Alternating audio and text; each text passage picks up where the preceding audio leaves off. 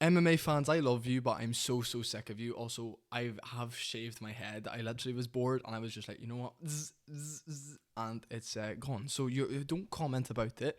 I don't care. I'm moving to Thailand on the 30th of July for 1 year. I'm training at Southside MMA. If any of you guys are gonna be there, let me know. I'm very excited. So I shaved my head just to get used to the hot weather and not having any hair in the heat. But I will grow it back probably. But yes, I will. But look at that. Anyway, let's get into the video. I'm sick of something, right? I'm so sick of this. I'm so sick of MMA fans being feeble-minded, not having their own opinions. I think, also, by the way, I've worked 13 and a half hours today, and it's late, so bear with me if the energy's low. I will hype myself up and get into it. Look, guys, realistically, MMA fans are feeble-minded, and that's what I'm here to talk about. No one has their own opinion anymore. They follow narratives. They switch opinions like the weather just based on who their favourite fighter is and what their opinions are. They change, and I've seen it a lot, especially with Ian Garry, you know, and I think people are coming to their senses a little bit that maybe they were a little bit stupid and naive when it came to the whole him and Layla situation. I admittedly made videos on that situation, and then I read into the situation, and then I publicly made a video apologising and literally saying, look, the guy's living the dream. If you were a 22-year-old who was in Cage Warriors but wasn't at a great gym outside of Dublin, you know, he was one of the guys that wasn't at SBG, and it was a bit of a smaller gym that brought him up to, I believe, 6-0, 7-0. They fell out then, regardless of what that situation was. Ian Garry's covered it a little bit. Look, I genuinely think you guys are so feeble-minded, and I have been as well in the past, and I'm biased a lot of the time, and I read into situations deep, and then I make an opinion, and I stick with that opinion, and I make videos on it. That's why a few of the videos that I have made have kind of gotten 10,000 views at most. That's, I think, my most famous video, 10,000 views it got, which really got me a lot of subs. I got like 700 subscribers from it, which is a lot to me. You guys can make fun of me about that, but I do this surely out of passion. I've made over 170 videos on this channel. You know, it's not just a little thing I do once every month. Well, sometimes it is, depending on if I'm at work all the time. And I talked about the Ian Garry situation, but if you guys were 22, didn't really know what way to navigate your career in sports, but just became a Cage Warriors world champion, and a beautiful woman came to you, yes, she's older, but she loves MMA, she knows how to manage you as a man, and has a mature understanding of how to navigate a relationship while being in the limelight. And she said to you, I will financially support you and move us to Florida, where you can train for the next 2 years and go 4-0 in the UFC. You would take it. And then now he's on his way, now he's making his own money, now he's financially supporting them, and they have a son, they got 2 sons, one's his half son, you know. And then obviously it comes out why he has the name Machado. It's because Layla's son has the last name Machado. So Layla and Ian Garry both put Machado in their name. So Ian and his son Leo both have the name Garry. Layla has Garry, Machado as well in there. And Ian has Machado Garry because they all now share a name. Family's important to him. The core values of respect and martial arts are within that man. And you see him at Shoot the Box, he truly is a family. He's fluent just about in Portuguese. It is a very easy language to learn if you're surrounded by it every day. And also if your wife can speak it and can translate it because she's half Brazilian, that's even better. I think she's half English, half Brazilian, which is a fun mix. It means probably he gets a visa for being married and he can live in Brazil whenever he wants. I know they're in England right now. But after reading that and hearing that, and he was so likeable the last fight week, I think he's got a very annoying and polarizing personality, but that's why I love him. I love characters. I love Paddy Pimblett, not because of his fighting ability. He does have fun fights, but he's also polarizing. He's a big figure. I love McGregor. He's a big figure. I love Kobe Covington. He's a big figure. Do you know what I mean? I love these guys that talk shit.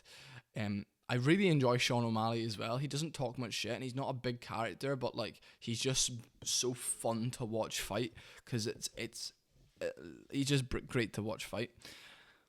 Guys, you need, like, this MMA fans are like, oh my god, he talks too much. That's why you're talking about him. Like, that's why you're commenting about him. He's making you feel something that will make you comment something, and you can say, oh, I don't like trash talking, and that's absolutely fine.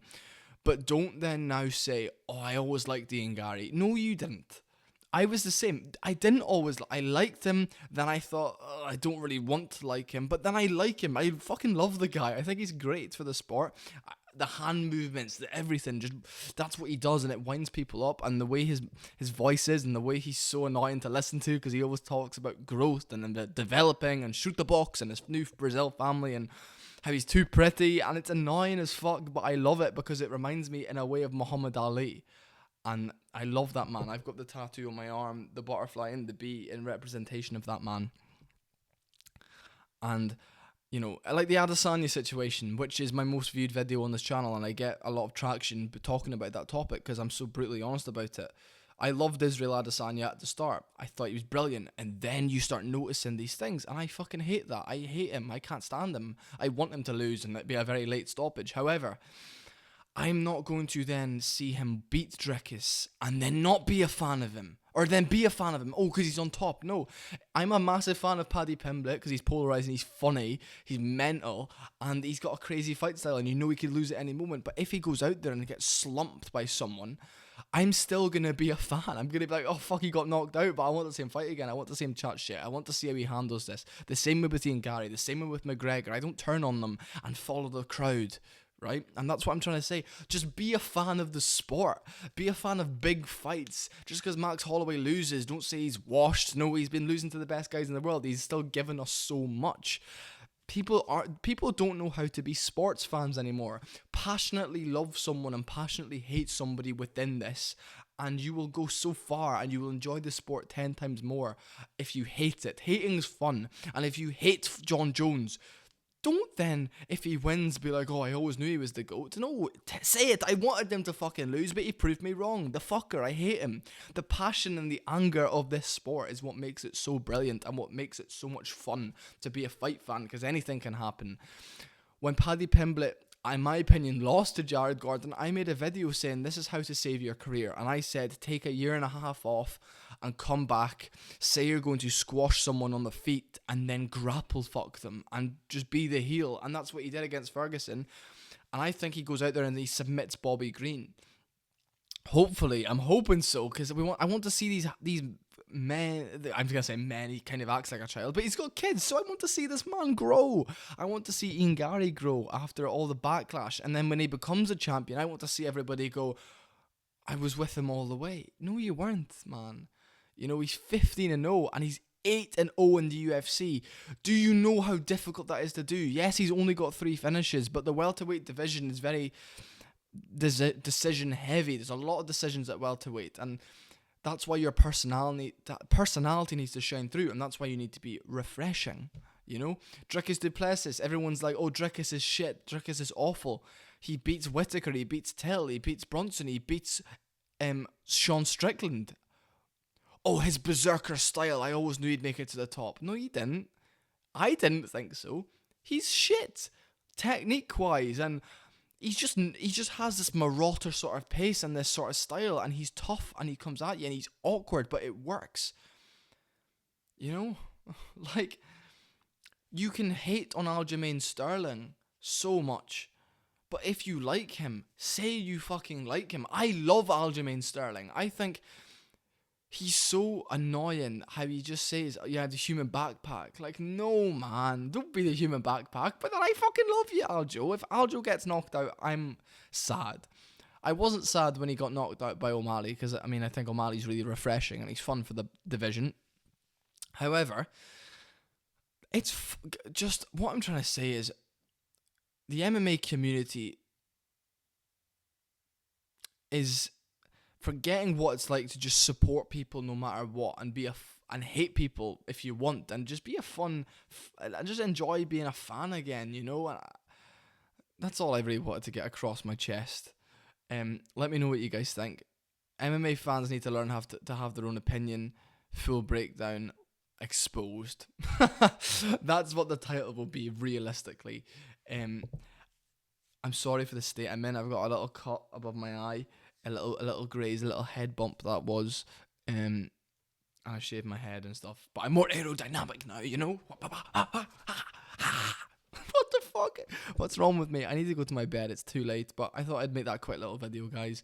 Hope you guys are having a great day. Thank you for the support lately on the videos. I think we got like 14 subs in the last 2 weeks, which is just incredible, and I really appreciate it.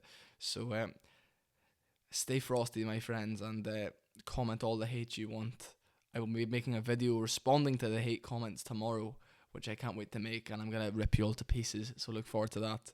See you later. Good night.